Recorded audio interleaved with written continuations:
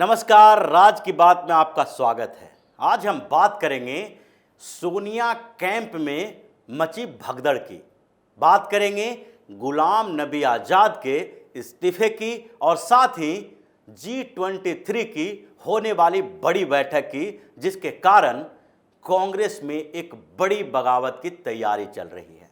सोनिया गांधी और राहुल गांधी के ऊपर ईडी का शिकंजा कस रहा है, तो दूसरी तरफ कांग्रेस के अंदर एक मंथन चल रहा है और G23 के नेता फिर से एक्टिव हो गए हैं, क्योंकि राहुल गांधी के कैंप में जो नेता हैं वो इन पुराने नेताओं का फिर से अपमान करने लगे हैं। और इस कड़ी की शुरुआत गुलाम नबी आज़ाद ने इस्तीफा देकर कर दिया और इसके बाद कांग्रेस में अब भगदड़ मचने वाली है। तो शुरुआत करते हैं गुलाम नबी आज़ाद से।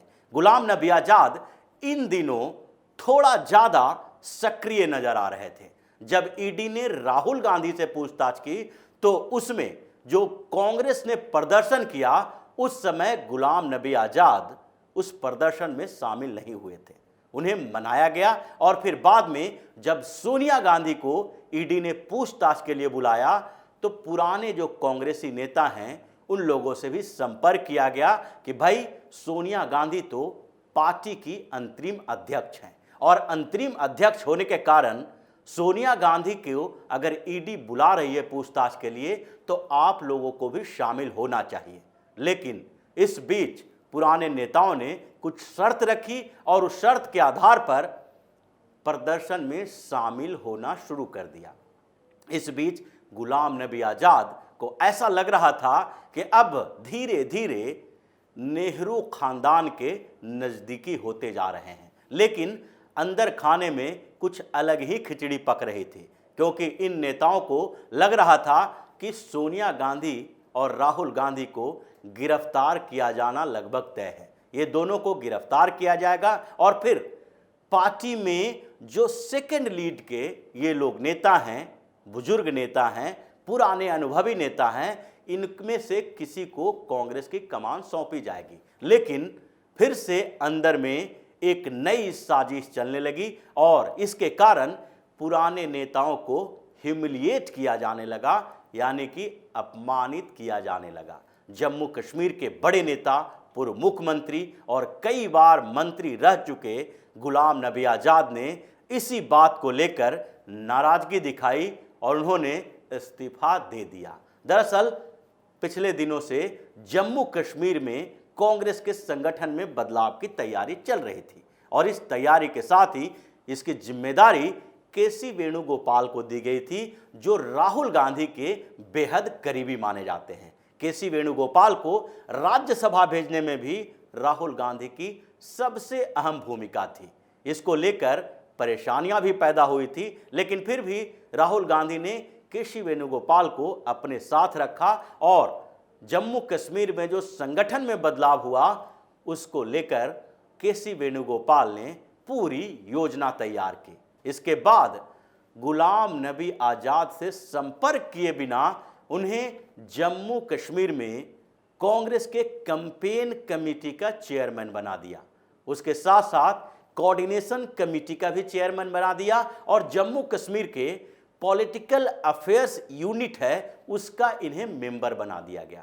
इस बात से पूरी तरह से गुलाम नबी आज़ाद चिढ़ गए, क्योंकि उनसे इसके लिए बातचीत तक नहीं की गई थी और उन्हें ऐसी जिम्मेदारी दी गई थी। ये एक तरह से गुलाम नबी आज़ाद का अपमान माना जा रहा था, जैसा कि उनके करीबी नेताओं ने कहा है। उनके करीबी नेताओं ने इस बात की ओर इशारा किया है कि कैंपेन कमेटी का चेयरमैन बनाया जाना तो एक दूसरी बात है, लेकिन पॉलिटिकल अफेयर यूनिट का मेंबर बनाया गया है स्टेट का गुलाम नबी आज़ाद को। अब गुलाम नबी आज़ाद की हैसियत को देखिए। Ghulam Nabi Azad political affairs committee के मेंबर हैं, यानी कि कांग्रेस के जो राष्ट्रीय स्तर पर पॉलिटिकल अफेयर्स कमेटी है उसके मेंबर हैं, जिसकी प्रमुख सोनिया गांधी हैं। यानी उनका कद राष्ट्रीय स्तर के नेताओं में है और वो सोनिया गांधी के साथ बातचीत करेंगे। जबकि पॉलिटिकल अफेयर्स यूनिट जो जम्मू कश्मीर का है उसका इनको मेंबर बना दिए जाने का मतलब है कि पॉलिटिकल अफेयर्स यूनिट के जो प्रमुख होंगे और जो जम्मू कश्मीर के कांग्रेस के अध्यक्ष होंगे उन लोगों के नेतृत्व में गुलाम नबी आज़ाद को काम करना पड़ेगा। उसी तरह से कोऑर्डिनेशन कमेटी में भी डाला जाना एक उनकी बेइज्जती है और कैंपेन कमेटी उन्हें संभालने का कोई बात पहले से नहीं हुई थी। गुलाम नबी आज़ाद के जो करीबी नेता हैं वो इस बात से भी नाराज हैं कि जिस तरीके का फैसला लिया गया है उसमें गुलाम नबी आज़ाद की हैसियत का ध्यान नहीं रखा गया है। हैसियत का मतलब गुलाम नबी आज़ाद के CWC के मेंबर होने की बात भी उठी कि गुलाम नबी आज़ाद जो हैं वो कांग्रेस वर्किंग कमेटी के मेंबर हैं और पिछले 37 सालों से वो मेंबर रहे हैं। जम्मू कश्मीर के मुख्यमंत्री रह चुके हैं, केंद्र में मंत्री रह चुके हैं, राज्यसभा में कांग्रेस का नेता रह चुके हैं और अब राज्यसभा में उन्हें फिर से नॉमिनेट नहीं किया गया। लेकिन अब उन्हें जो भूमिका दी जानी चाहिए वो केंद्रीय स्तर पर बड़ी भूमिका दी जानी चाहिए, यानी कि उनके नज़दीकी लोग और G23 के दूसरे नेताओं का मानना है कि अगर गुलाम नबी आज़ाद को सोनिया गांधी के बाद कांग्रेस का अध्यक्ष बनाया जाता तो अच्छी बात होती, क्योंकि राहुल गांधी बार बार अध्यक्ष बनने से इतने दिनों तक इनकार करते रहे हैं और अब 2024 में होने वाले लोकसभा चुनाव की तैयारी भी हो रही है। यानी 2019 के लोकसभा चुनाव के बाद हार की जिम्मेदारी लेते हुए राहुल गांधी ने इस्तीफा दिया था और उसके बाद अब तक कोई भी स्थायी अध्यक्ष नहीं बन पाया है, जबकि पिछले 2 साल से G23 के नेताओं ने बार बार इस बात को उठाया कि कांग्रेस में एक परमानेंट अध्यक्ष प्रेसिडेंट होना चाहिए। सोनिया गांधी को इंटरिम प्रेसिडेंट बनाकर कांग्रेस को कमजोर किया जा रहा है। गांधी परिवार से बाहर की बात तो की जाती है, जैसा कि राहुल गांधी ने अपने इस्तीफे के बाद कहा था। राहुल गांधी ने स्पष्ट तौर पर कहा था कि गांधी नेहरू परिवार के किसी व्यक्ति को अध्यक्ष नहीं बनाया जाएगा और उनका निशाना प्रियंका गांधी की तरफ था, सोनिया गांधी की तरफ नहीं था। लेकिन किसी दूसरे के हाथों में कांग्रेस की कमान दी नहीं गई और साथ ही सोनिया गांधी को फिर से अंतरिम अध्यक्ष बना दिया गया। अंतरिम अध्यक्ष 2 महीना, 4 महीना, 6 महीना के लिए बनाया जाता है, न कि 2-2 साल के लिए, 3-3 साल के लिए। और अब 2024 के चुनाव की तैयारी चल रही है और अलग अलग क्षेत्रों में गठबंधन की बात हो रही है। कांग्रेस में कोई नेतृत्व ऐसा नहीं है जो कि इन पर एक डिसीजन ले सके और इसलिए गुलाम नबी आज़ाद के पीछे G23 के नेता लगे हुए थे।